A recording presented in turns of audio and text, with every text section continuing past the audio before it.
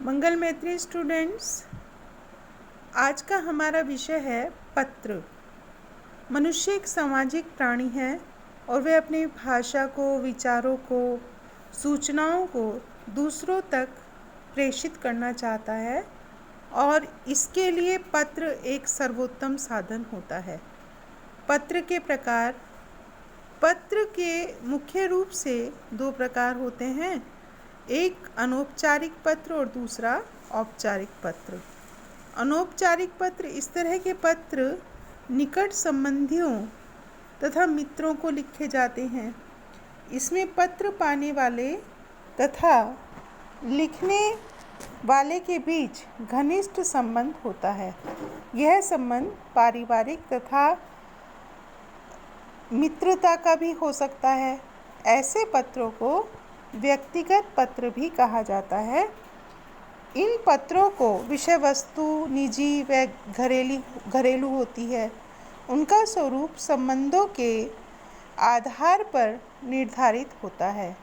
इन पत्रों की भाषा शैली में कोई औपचारिकता नहीं होती तथा इसमें आत्मीयता का भाव व्यक्त होता है, अपनेपन का भाव व्यक्त होता है। फिर आता है औपचारिक पत्र। औपचारिक पत्र इस तरह के पत्रों में एक निश्चित शैली का प्रयोग किया जाता है। सरकारी तथा गैर सरकारी संदर्भों में औपचारिक स्तर पर भेजे जाने वाले पत्रों को औपचारिक पत्र कहा जाता है। इनमें व्यावसायिक, कार्यालय और सामान्य जीवन व्यवहार के संदर्भ में लिखे जाने वाले पत्रों को उल्लेखित किया जाता है या शामिल किया जाता है। औपचारिक पत्र दो प्रकार के होते हैं, सरकारी, अर्ध सरकारी और व्यावसायिक संदर्भ में। फिर दूसरे आते हैं सामान्य जीवन व्यवहार तथा अन्य विशिष्ट संदर्भों में लिखे जाने वाले पत्र। तो पत्र के जो अंग हैं वो उसके 4 अंग होते हैं। पहला है पत्र और दिनांक, दूसरा होता है संबोधन तथा अभिवादन, तीसरा होता है पत्र की सामग्री पर लेखन और फिर है पत्र की समाप्ति या समापन। तो पहला जब आता है हमारा पत्र, पता और दिनांक। अनौपचारिक पत्र के बाईं ओर ऊपर कोने में पत्र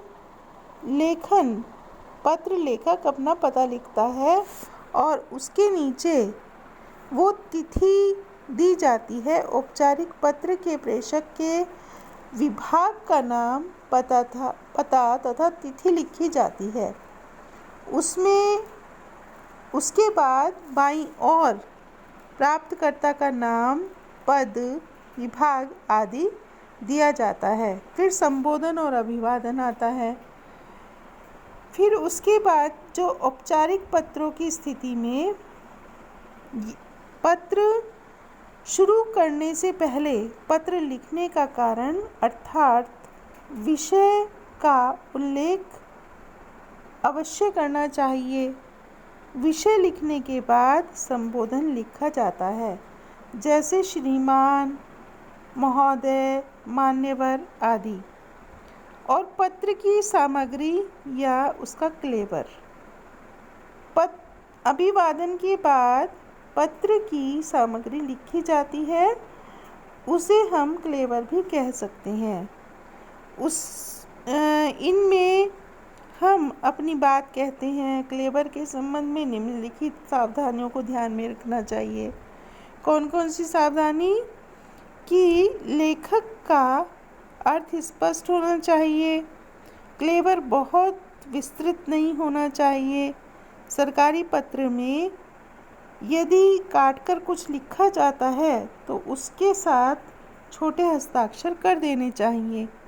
पत्र में पुनरुक्ति नहीं होनी चाहिए, अर्थात एक बात को बार बार नहीं दोहराना चाहिए।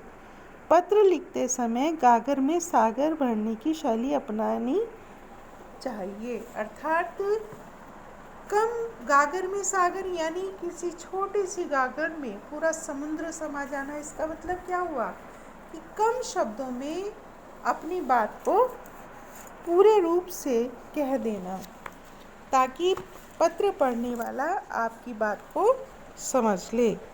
फिर पत्र की समाप्ति या समापन। अनौपचारिक पत्रों के अंत में लिखने वाले और जो पाने वाले की आयु, अवस्था तथा उसका जो उसकी जो गरिमा है उसके अनुरूप ही हमें स्वनिर्देश बदल जाते हैं।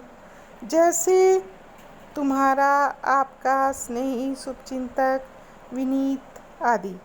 यानी हम जो उसको संबोधित कर रहे हैं, बाद में उसी के अनुसार उसका बाद में स्वनिर्देश भी बदल जाता है। कहीं हम आपका लगाते हैं, कहीं तुम्हारा लगाते हैं, कहीं स्नेही लगाते हैं, कहीं शुभचिंतक लगाते हैं। तो इस तरह से हमें पत्रों को लिखते समय बहुत सारी बातों को ध्यान में रखना चाहिए। अब जैसे हमारा एक पत्र है कि बिजली का बिल कई गुना बढ़कर आ गया है, और बड़े बिल की शिकायत करते हुए, बढ़ा हुआ जो बिल आया है उसकी शिकायत करते हुए हमें एक पत्र लिखना है और मुख्य अभियंता को लिखना है। तो उसमें हम कैसे लिखेंगे? सबसे पहले हम यहाँ एड्रेस आ जाएगा, फिर उसके नीचे दिनांक आ जाएगी, और उसके बाद ऊपर बाईं तरफ ही हम मुख्य अभियंता और जो भी विभाग है उसका नाम लिखेंगे, और नीचे उस स्थान का नाम लिखेंगे जहाँ हम अभियंता को पत्र लिख रहे हैं। फिर उसके नीचे हमारा विषय आ जाएगा, बढ़े हुए बिजली के बिल के संबंध में। फिर क्या कहेंगे आगे? मान्यवर, मैं आपका ध्यान अपने बिजली के अचानक बढ़े हुए बिल की ओर आकर्षित करना चाहती हूँ। श्रीमान, मेरा मीटर क्रमांक ये है, जो भी हमारे मीटर का क्रमांक है वो। उसके बाद जो घरेलू उपभोक्ता श्रेणी के अंतर्गत पंजीकृत है। पिछले कई महीनों से मेरा विद्युत बिल जितनी भी राशि का वो आ रहा है ना, इतना या उसके आसपास आ रहा था। यहाँ तक कि अगस्त और सितंबर महीने का बिल भी हमारा इतने राशि से अधिक नहीं आया। वहाँ राशि हमें लिख देनी है, जो मेरे द्वारा खपत विद्युत के वास्तविक बिल से कई गुना अधिक है। हमें कई बार ये लगता है कि हम इतनी बिजली तो जला नहीं रहे हैं, प्रयोग नहीं कर रहे हैं, फिर इतना बिल क्यों आ रहा है? तो वही शिकायत हमें अपने पत्र में भी लिखनी है कि ऐसा लगता है कि रीडिंग लेने या बिलिंग विभाग से अवश्य कहीं गलती हो गई है। मुझ जैसे साधारण आय वाले व्यक्ति के लिए इतना बिल भर पाना मुश्किल ही नहीं, असंभव है।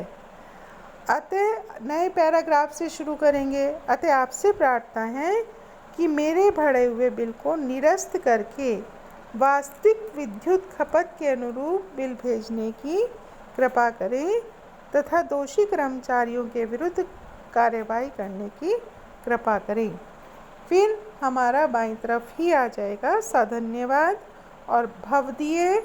नीचे आप उसमें अपना वहाँ जो भी है, हम जब विद्यालय स्तर पर या बोर्ड परीक्षा में लिखते हैं तब हमें अपना उसमें नाम वगैरह नहीं अंकित करना चाहिए। वहाँ पर हमारा का, खा, गा, भाषा कुछ भी आ सकता है।